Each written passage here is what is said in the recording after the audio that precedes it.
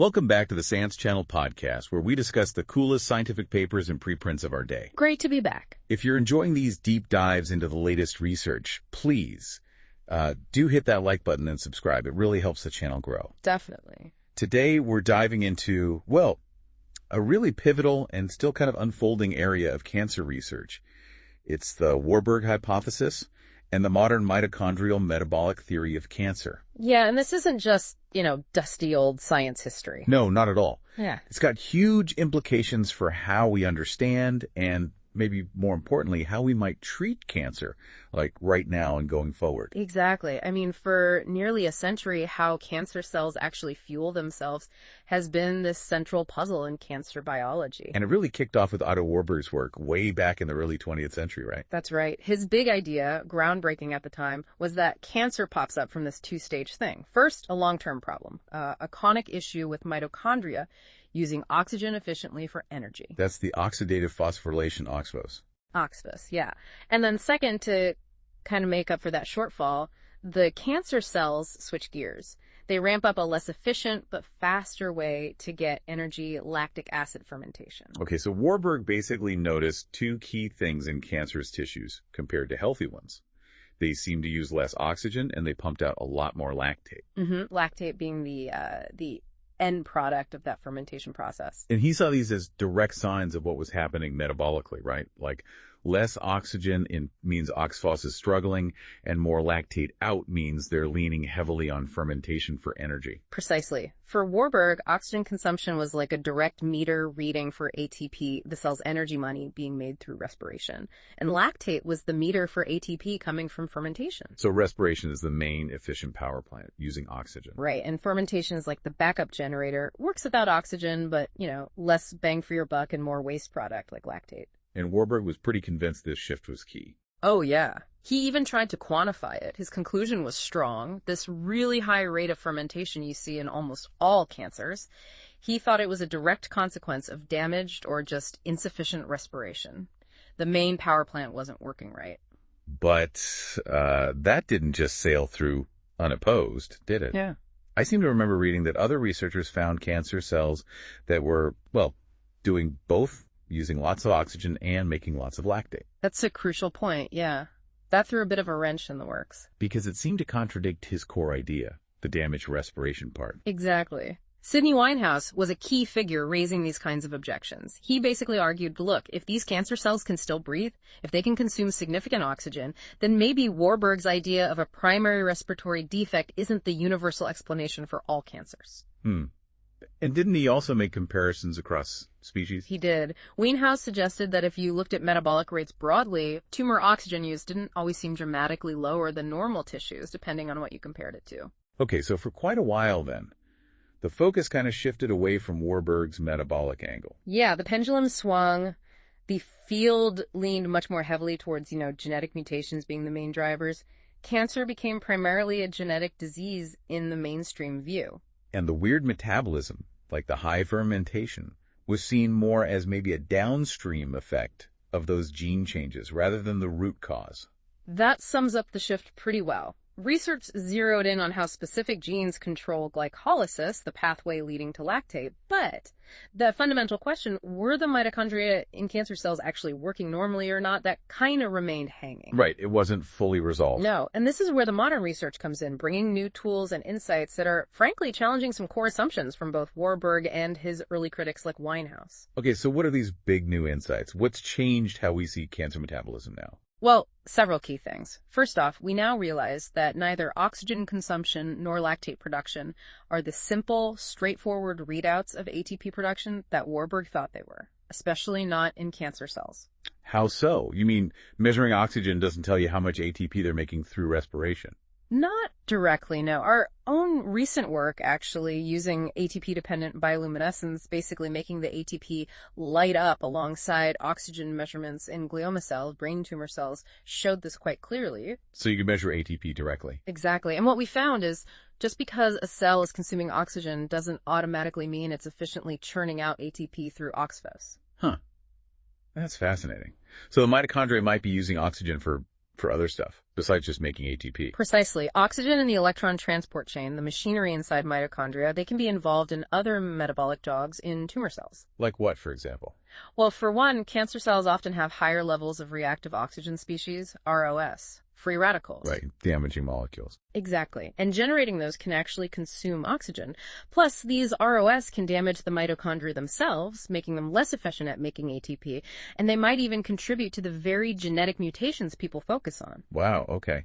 Any other ways oxygen use can be misleading? Yeah, there can also be what's called mitochondrial uncoupling or proton leak. Basically, the machinery runs, oxygen is used, but the energy isn't properly captured to make ATP. It's like revving a car engine in neutral.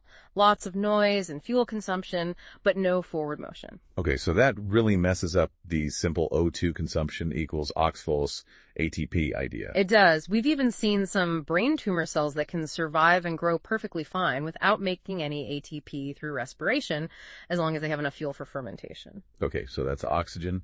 What about lactate? Warburg saw high lactate as the smoking gun for fermentation, providing the energy. Is that picture also fuzzier now? Absolutely fuzzier, yes.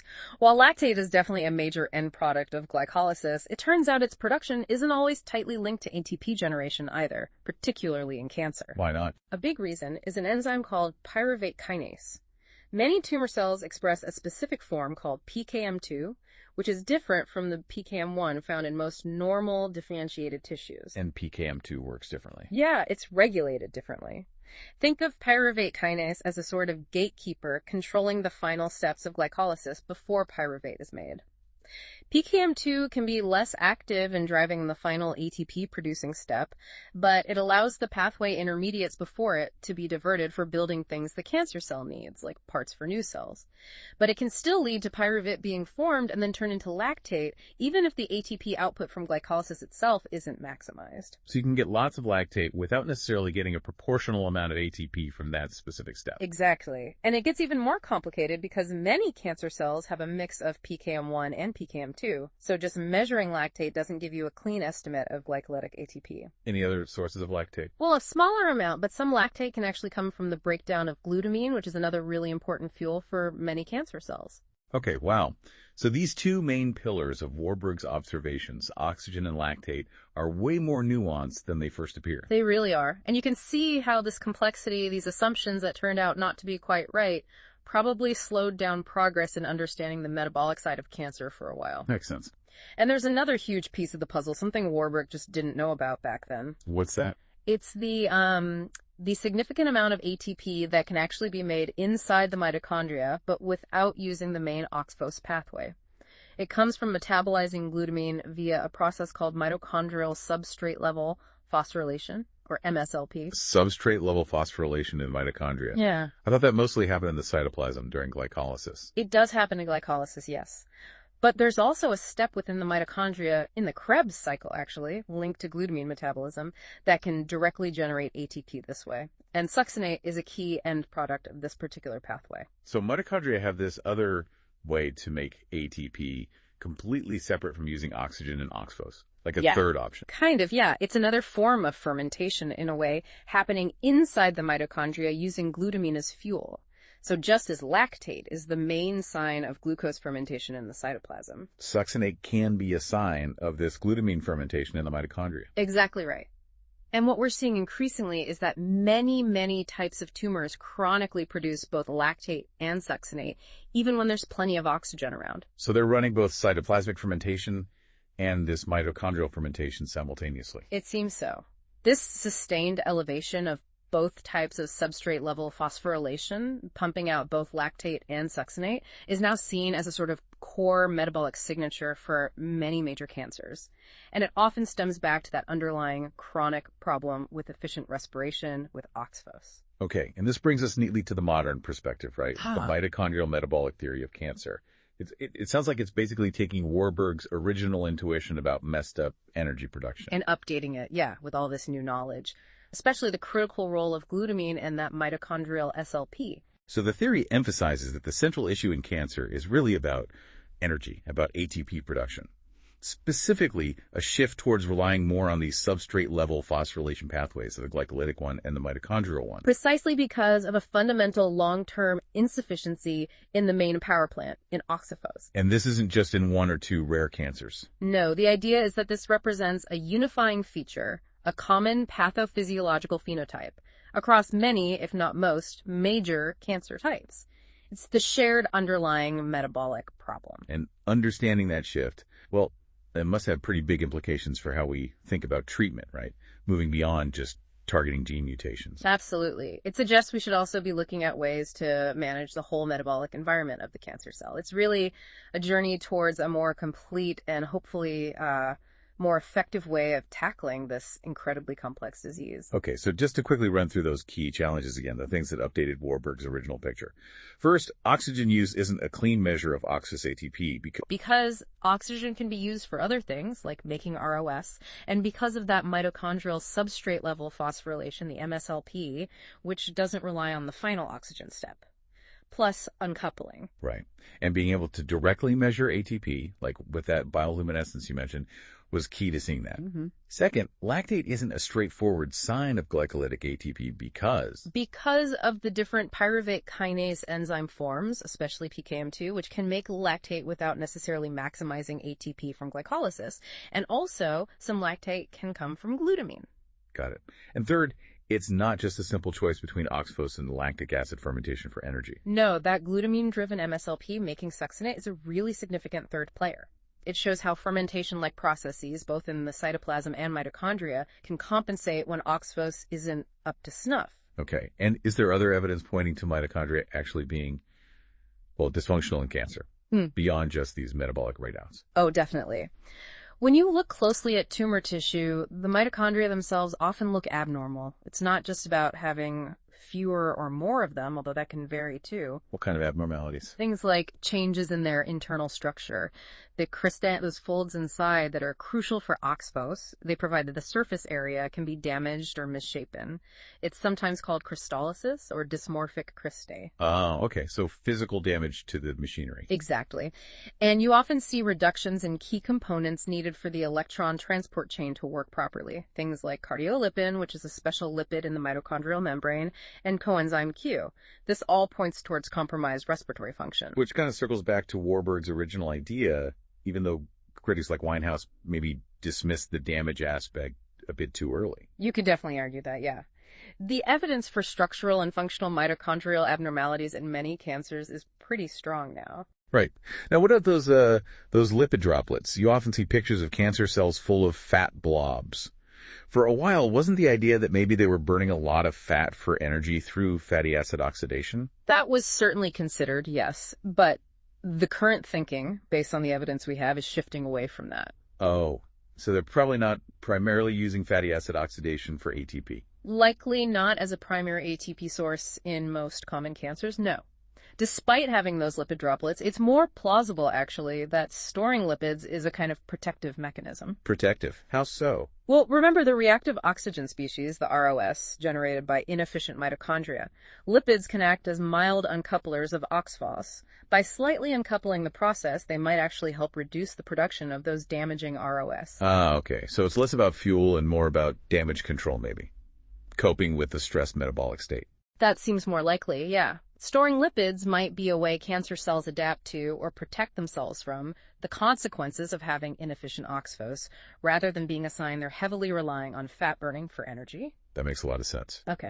Okay, so this reliance on substrate-level phosphorylation glycolysis and MSLP that seems central to the mitochondrial theory for cancer, is that metabolic strategy unique to cancer cells? Or do other rapidly growing normal cells do the same thing? That's a really critical question, and the answer seems to be mostly no. It's quite different. How so? While cancer cells seem heavily dependent on glucose and glutamine fermentation, rapidly regenerating normal tissues like liver cells after damage or cells in the lining of the gut, they seem to rely much more on lipid-driven respiration, on oxphos fueled by fats for their rapid growth. Interesting. So normal rapid growth uses the main power plant, just fueled differently? Largely, yes. Now, it's not perfectly clear-cut. During liver regeneration, for instance, you do see a temporary increase in SLP and some lipid accumulation, so maybe it plays a transient support role. Wow. And we also have to be careful about lab studies.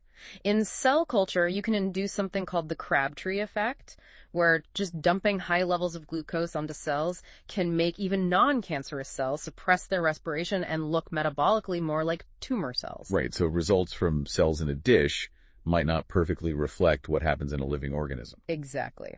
So while elevated SLP is a hallmark of cancer in vivo, it doesn't seem to be the primary strategy for rapid growth in normal tissues in vivo, which lean more on efficient lipid-fueled oxphos. Okay, and that brings us to the elephant in the room, really. The somatic mutation theory. The idea that cancer is fundamentally caused by accumulating genetic mutations. That's been the dominant view for decades. Yeah. How does this mitochondrial metabolic theory square with that? Or does it challenge it? It definitely challenges the idea that somatic mutations are the primary initiating cause in all or even most cancers. Okay, what's the argument against mutations being the sole starting point? Well, there are several inconsistencies. For one, some cancers just don't have clear causative mutations identified in their nuclear DNA. Really? None at all? Or none that convincingly explain the cancer, yeah. And conversely, we often find mutations in well-known cancer genes in perfectly healthy, normal tissues in people who never develop cancer. Huh. Then there are these fascinating experiments, nuclear and mitochondrial transfer studies, hybrid experiments. On those show. Basically, if you take the nucleus from a cancer cell and put it into a normal cell whose own nucleus has been removed but which has healthy mitochondria, the cell often behaves normally. It doesn't form tumors. Wow. But if you do the reverse, put a normal nucleus into a cancer cell cytoplasm containing potentially damaged mitochondria, the cell often still behaves like a cancer cell. So that suggests something in the cytoplasm, potentially the mitochondria, is exerting control over the nucleus and driving the cancer's behavior. Precisely. It points towards cytoplasmic and likely mitochondrial control over tumorigenesis, sometimes overriding the nuclear genes. Plus, we now know that activating known oncogenes, these supposed cancer-driving genes, can itself lead to mitochondrial dysfunction and impair oxphos. So the gene mutation might actually cause the metabolic problem, rather than the other way around. Or maybe it's a vicious cycle. It could be a cycle, or the metabolic issue could be upstream. The point is, it complicates the simple mutation-first narrative. And think about inherited cancer predisposition genes. Like BRCA. Yeah. Many of those show incomplete penetrance, meaning not everyone who inherits the risky gene actually gets cancer. Something else must be involved. Like environmental factors or metabolic state. Potentially. And intriguingly, some inherited mutations that do increase cancer risk are directly linked to mitochondrial function.